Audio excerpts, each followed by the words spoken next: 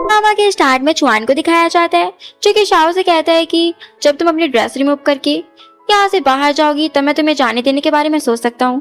यहाँ पे तो शाओ अपनी ड्रेस रिमूव कर देती है और बाहर की तरफ जैसे ही जाने वाली थी वैसे ही पीछे से मिस्टर चुआन तो उसे पकड़ लेता है और उसके नेक पे बाइट करने लग गया था। उसके बैक पे तो बहुत सारी पीटने के निशान थे। तब यहाँ पे हमें शाओ का फ्लैशबैक दिखाया जाता है जहाँ पर शाओ के पेरेंट्स तो उसे बेचने वाले होते हैं और उसे फोर्सफुली पकड़े हुए होते हैं। शाओ कहती कि प्लीज आप लोग मुझे छोड़ दीजिए, आप लोग ये क्या कर रहे हो।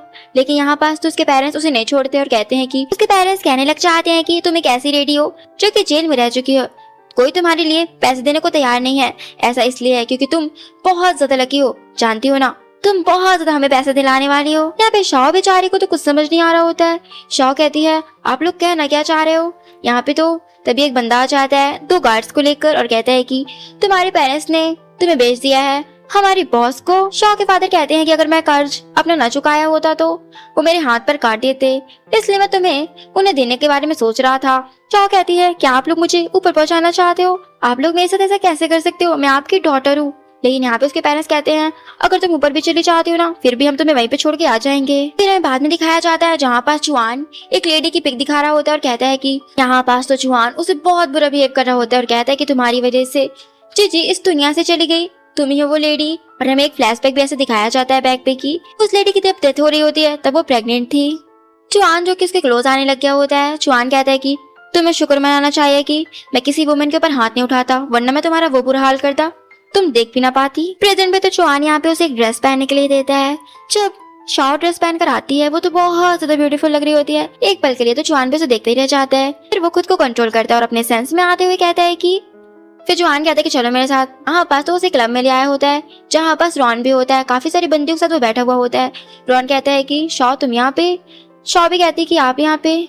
तभी यहाँ पास चुआन कहता है तुम दोनों एक दूसरे को जानते हो, क्या ही कोइंसिडेंस है। फिर यहाँ पास तो चुआन माइक लेकर चिल्लाने लग गया होता है और कहता है कि जब मेरी सिस्टर की डेथ हुई थी तो वो प्रेग्नेंट थी और वो इस लेडी की वजह से उसकी डेथ हुई है, और मेरी सिस्टर का हस्बैंड रॉन जो कि इस लेडी के साथ था जिसकी वजह से मेरी सिस्टर की डेथ हो गई। इसका मतलब कि जीजी को योर नेबल की चुआन की सिस्टर होती है। रॉन कहता है कि तुम मुझे ह्यूमिलेट कर सकते हो लेकिन प्लीज शॉ को इसमें मत घसीटो, वो बेकसूर है। चुआन तो यहाँ पे जानबूझकर सबके सामने ही शॉ को किस करने लग जाता है। किस करने के बाद तो यहाँ पास वो उसे रॉन की तरफ फेंकता है। रॉन कहता है तुम कुछ ज्यादा ही आगे नहीं बढ़ रहे हो। यहाँ पे तो शॉ अपना मुंह छुपाते हुए वहाँ से भाग ही जाती है। जैसे ही वो बाहर आती है यहाँ पास तो एक बंदे से वो टकरा जाती है। वो बंदा तो इतना ज्यादा ठड़की होता है, वो शॉ के साथ जबरदस्ती करने लग जाता है। शॉ उससे बचने की पूरी कोशिश कर रही होती है लेकिन बेचारी नहीं बच पा रही होती है। यहाँ पास वो उससे पहले उसके साथ कुछ कर पाता तब यहाँ पे चुआन आ जाता है और उस बंदे की पिटाई लगाता है। और यहाँ पास तो वो शॉ को जैकेट वगैरह पहना देता है। रॉन भी साइड पे खड़ा हुआ था और अपने गार्ड से कहता है इस बंदे को इतना ही ज्यादा ड्रेस रिमूव करना पसंद है तो इसकी भी ड्रेस रिमूव करके इसे बाहर ही छोड़ देना। चुआन तो यहाँ पे शॉ को लेकर जाने लग गया होता है। राव उसे रोकने की कोशिश कर रहा होता है लेकिन यहाँ पे चुआन कहता है कि तुम ये करने की कोशिश भी मत करना वरना और बड़ा ट्रबल हो जाएगा, क्योंकि मैंने शॉ को बाय कर लिया है तो उस पर सिर्फ और सिर्फ मेरा हक है, उसके साथ कुछ भी कर सकता हूँ और तुम्हारा शॉ के साथ होना इम्पॉसिबल हो चुका है। फिर तो वो उसे घर पर ले आया होता है। शॉ तो बहुत ज्यादा रो रही होती है। चुआन कहता है अब तुम रो क्यों रही हो, यही वो परिणाम है जो तुम चाहती थी। शॉ कहती है कि अगर तुम यही सब चाहते हो तो ठीक है और उसके क्लोज आने लग गई होती है। चुआन तो उसे दूर जाने के लिए कर रहा होता है। तभी शॉ तो उसे बेड पे धक्का देकर उसके लैप में ही बैठ जाती है। चुआन भी यहाँ पे उसे हक कर लेता है। बाद में दिखाया जाता है जहाँ पास लेंजी आई हो गई होती है और यहाँ पास शॉ के ऊपर हाथ उठाने वाली होती है। उससे पहले यहाँ पे चुआन उसका हाथ पकड़ लेता है और कहता है कि ये हिम्मत भी मत करना क्योंकि ये मेरी कर्जदार है तो तुम उसके ऊपर हाथ भी नहीं उठा सकती, मेरे सिवाय से कोई भी बुली नहीं कर सकता। लेंजी कहती है इसकी वजह से तुम्हारी सिस्टर की डेथ हो गई और तुम अभी भी इसके साइड ले रहे हो। चुआन कहता है कि ये मेरा मैटर है, तुम्हें इसमें इन्वॉल्व होने की कोई जरूरत नहीं है, मैंने तुमसे मदद नहीं मांगी है तो प्लीज तुम मेरे मैटर में घुसने की कोशिश भी मत करना। शॉ कहती है कि मेरे पेरेंट्स का तुम पर कर्ज है। यहाँ पे तो चुआन कहता है कि तुम अपना कर्ज चुका दो फिर चले जाना यहाँ से। निशा यहाँ पे अपनी जॉब ढूंढ रही होती है लेकिन यहाँ पे उसे कोई भी जॉब नहीं देता और कहते हैं कि तुम्हारा क्रिमिनल रिकॉर्ड रहा है, इस वजह से हम तुम्हें जॉब नहीं ले सकते।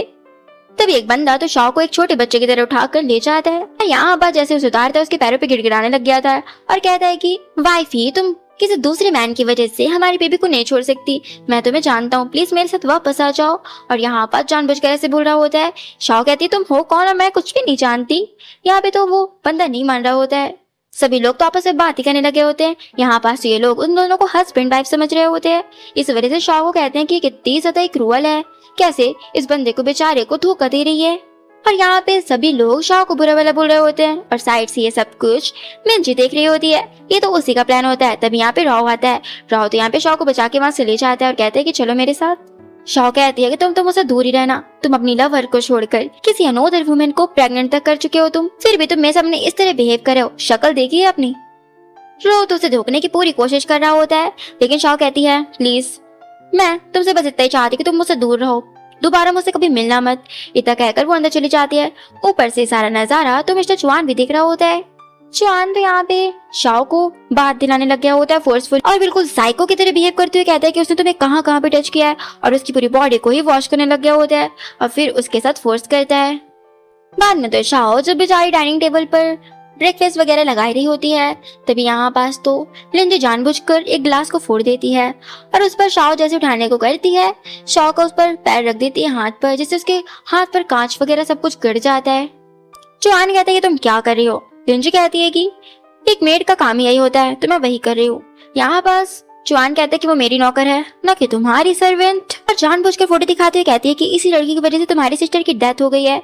यहाँ पे तो चुआन का फिर से कंट्रोल खो जाता है, वो बिल्कुल गुस्से में आ जाता है और यहाँ पे शाओ का गला ही पकड़ लेता है और गुस्से में कहता है कि तुमने नुआन नुआन को ऊपर क्यों पहुंचाया। यहाँ पास तो लिंजी डेविल स्माइल देती है, फिर कैसे भी करके वो खुद को कंट्रोल करता है और उसे छोड़ देता है, क्योंकि शाओ को सांस ही नहीं आ रही होती है। लिंजी उसे जानबूझकर उकसाते हुए कहती है तुम उसे ऐसे ही जाने दोगे। चुआन तो गुस्से में उसे गार्डन की तरफ ले जाता है और कहते है कि सारे यहाँ पे गार्डन क्लीन करो, वो भी अपने हाथों से। शाओ कहती है बहुत हुआ तुम्हारा, तुम मुझे कब तक इस तरह टॉर्चर करने वाले हो। चुआन कहता है कि मैं तुम्हें कभी भी जाने नहीं दूंगा, तुम पूरी लाइफ इस तरह मेरा टॉर्चर सहती रहोगी, तुम्हारी लाइफ सिर्फ और सिर्फ मेरी है और तुम पूरी लाइफ रिग्रेट करोगी कि तुमने ऐसा क्यों किया। शाओ तो उसे खुद से दूर करने की पूरी कोशिश कर रही होती है, लेकिन चुआन तो उससे ट्री से पिन करके ही उसके हाथ क्लोज आने लग गया होता है। चुआन कहता है गुस्से में चले जाओ यहाँ से। शाओ जब जा रही होती है तो पीछे से राव कहता है कि मैंने सारी बातें सुन ली, मैं तुम्हें अपने साथ रखना चाहता हूँ तो तुम प्लीज मेरे साथ वापस आ जाओ। शाओ तो उसे धक्का देकर वहां से जाने लग गई थी और कहती है कि प्लीज दोबारा मेरे रास्ते में मत आना। यहाँ पे रोरू कहता है अगर मैं तुम्हें कहूँ कि मैं तुम्हारे साथ रहने के लिए सब कुछ छोड़ने के लिए तैयार हूँ, क्या तुम मेरी बात मानोगे। शाओ कहती है तुम मेरे लवर होने का दिखावा करना बंद कर दो, खुद को धोखा देना बंद कर दो। बाद में तो राव यहाँ पे रो रहा होता है। यहाँ पे तो वो एक फ्लैशबैक याद करता है जहाँ पास वो शाओ से कहता है कि मैं तुम्हें लाइक करता हूँ। शाओ कहती है कि तुम एक मैरिड मैन हो, तुमने मुझे बताया क्यों नहीं कि तुम मैरिड हो, तुमने मुझे धोखा दिया है, ऊपर से तुमने उस लड़की को प्रेग्नेंट भी कर दिया है, तुम्हें शर्म आनी चाहिए। तुम उसे प्रेग्नेंट करने के बाद भी तुम कह रहे हो कि तुम उससे प्यार नहीं करते, तुम कितने गिरे हुए हो।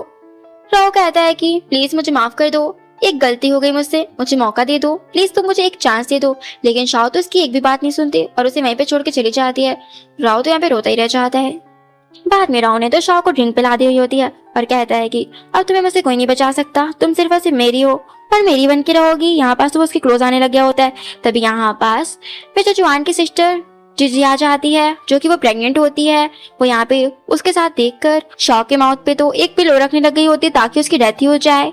शाओ जो कि बेचारी नशे में होती है, यहाँ पास तो उसे कुछ भी समझ नहीं आ रहा होता है और यहाँ पे वो जीजी को धक्का दे देती है।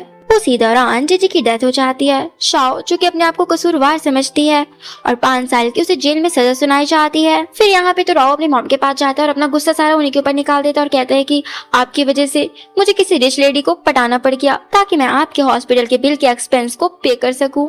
आप पहले हमारी जिंदगी तो चली गई थी, आप वापस क्यों आ गई। यहाँ पे वो अपनी मॉम को ही बुरा भला बोल देता है, क्योंकि वो ड्रंक होता है और यहाँ पे वो ड्रंक की वजह से भी होश भी हो गया होता है।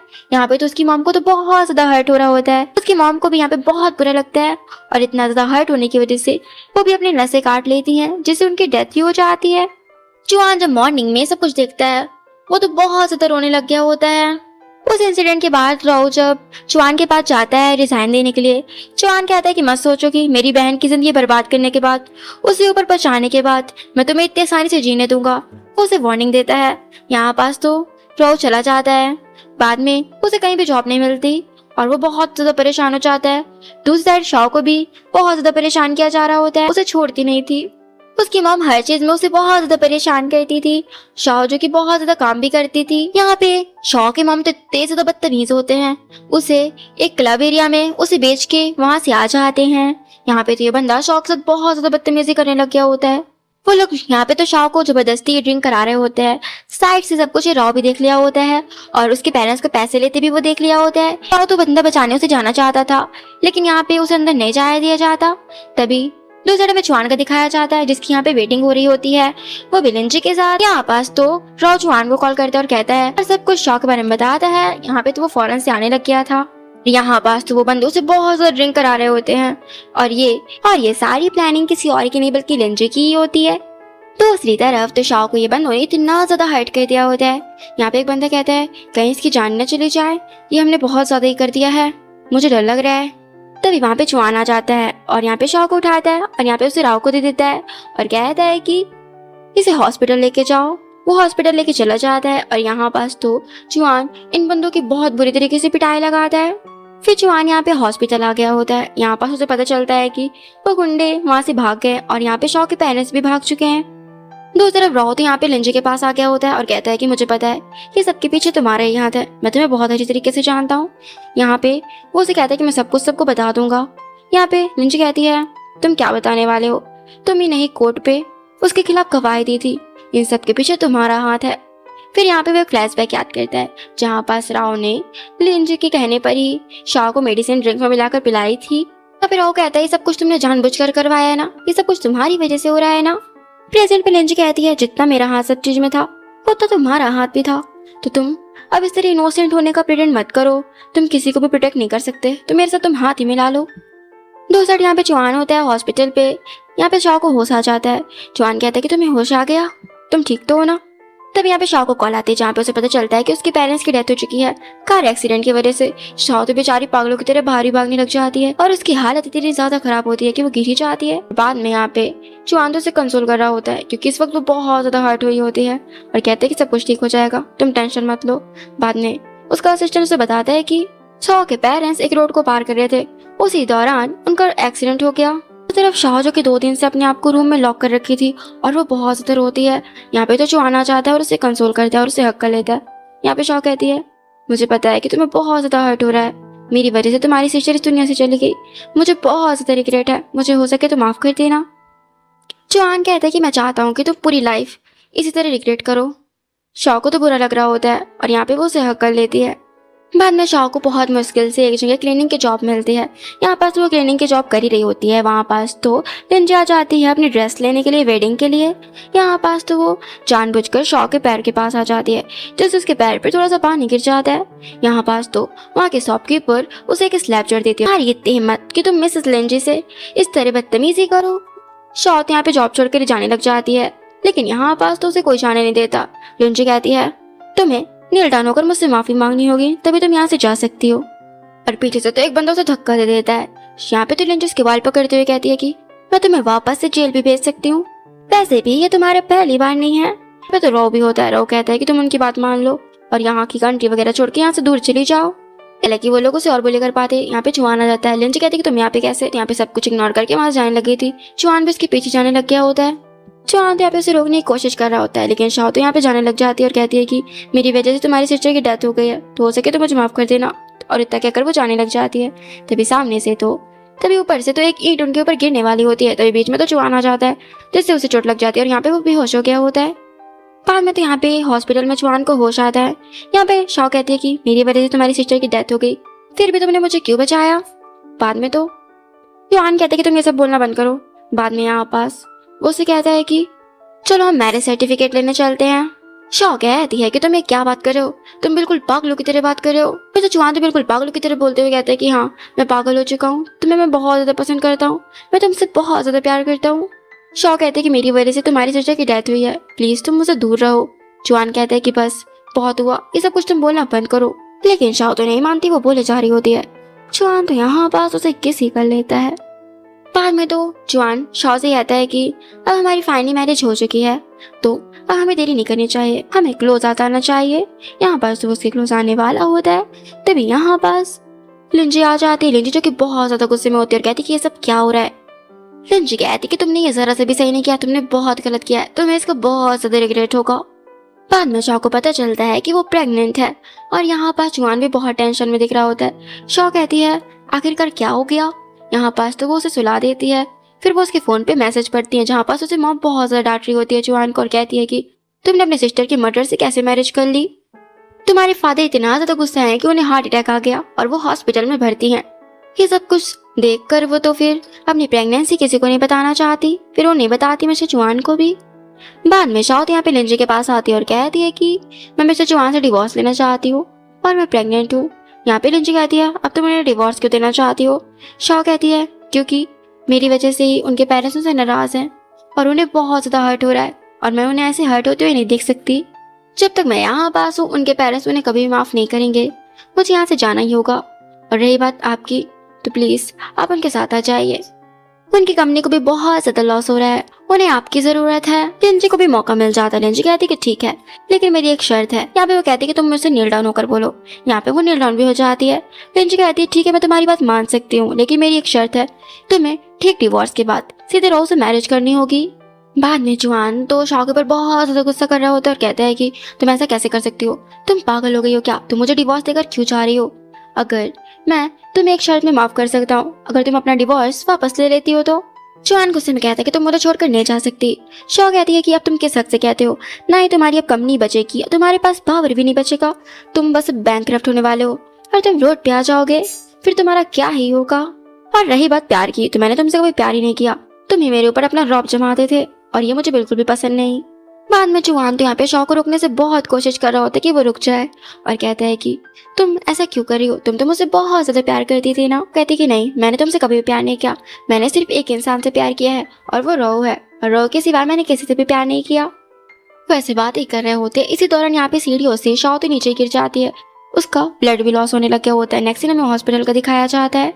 शॉ को तभी होश नहीं आया हुआ होता है, जुआन उसके साइड में ही बैठा हुआ होता है। तब यहाँ पे जुआन को रो का कॉल आता है। रो जो कि कोई सबूत चुरा रहा होता है और कहता है कि मेरे पास सबूत है। तभी यहाँ पे कॉल कट हो जाती है। यहाँ पे तो रो के पास कुछ गुंडे आ रहे होते हैं। जुआन भी वहां से चला जाता है। उसके जाते साथ यहाँ पे शॉ के पास कोई आता है, लेकिन हमें दिखाया नहीं जाता। बाद में हमें रूफ का सीन दिखाया जाता है जहाँ पास तो लिंजी भी खड़ी हुई होती है और वहाँ पे जुआन भी आ गया होता है। और जुआन को तो लिंजी अपने गार्ड से पकड़वा लेती है और यहाँ पास तो वो शॉ और रो को भी बुलवा लेती है, जिनकी बहुत बुरी हालत होती है। जुआन कहता है कि तुम ऐसे कैसे बन गई। यहाँ पास तो वो जुआन को एक दो लेक्चर देती है और कहती है लिंजी की ये सब कुछ तुम्हारी वजह से हुआ है, तुम मेरे साथ ऐसा व्यवहार क्यों करते हो, तुम्हारे लिए मैंने क्या कुछ नहीं किया है। खैर छोड़ो, अभी शो स्टार्ट ही होने वाला है। यहाँ पास लिंजी कहती है जो कि तुम जब देखे इस तरह इनोसेंट होने का प्रिटेंड करते हो। यहाँ पास तो वो शॉ की तरफ गन पॉइंट करती है और सीधे ही रो को शूट कर देती है, जिससे उसकी डेथ हो गई होती है। लिंजी जो कि चिल्लाते हुए कहती है कि मैंने तुम्हारे लिए क्या कुछ नहीं किया, तुम्हारी नजरें जब देखे इस लड़की पर ही क्यों टिकी रहती है। अब वैसे भी कुछ तो बचा ही नहीं, तो मैं तुम्हें एक सच भी बता देती हूँ, तुम्हारी सिस्टर जीजी की डेथ किसी और की वजह से नहीं बल्कि मेरे प्लान की वजह से हुई थी। इसमें तो शॉ का दूर दूर तक हाथ नहीं था, तुमने गलत व्यक्ति को इतना ज्यादा टॉर्चर किया। तभी यहाँ बात तो सभी गार्ड्स लिंजी को पॉइंट कर लेते हैं। इसका मतलब कि ये सारा का सारा जुआन का ही प्लान होता है। यहाँ पास तो लिंजी बहुत बुरी फंसती है। जुआन जल्दी से शॉ के पास जाता है, सारी मनमुटाव हम मिलकर सुलझा लेंगे। इतने में ही यहाँ पे वो लोग उसे शूट कर देते हैं। नेक्स्ट सीन में तो यहाँ पर शॉ काफी मंथ्स प्रेग्नेंट होती है। यहाँ पर शॉ को पेन फील होता है। जुआन कहते हैं कि क्या हुआ। शॉ कहती है कि हाँ भी लगता है बेबी किक कर रहा है। यहाँ पे शॉ कहती है कि मैंने मन बना लिया है कि हम बेबी का नेम जीजी रखेंगे आपके सिस्टर के नेम में, इससे हमें लगेगा कि वो हमारे बीच ही है। यहाँ पे ये दोनों ही बहुत ज्यादा खुश थे। इसी के साथ हमारी इस स्टोरी की हैप्पी एंडिंग हो जाती है। फ्रेंड्स, आपको ये स्टोरी कैसी लगी कमेंट्स में जरूर बताइएगा, और अगर स्टोरी पसंद आई हो तो प्लीज मेरे चैनल को सब्सक्राइब और वीडियो को लाइक शेयर कर दीजिएगा। जल्दी लेकर आऊंगी एक अमेजिंग सी स्टोरी, तब तक के लिए बाय बाय गाइस।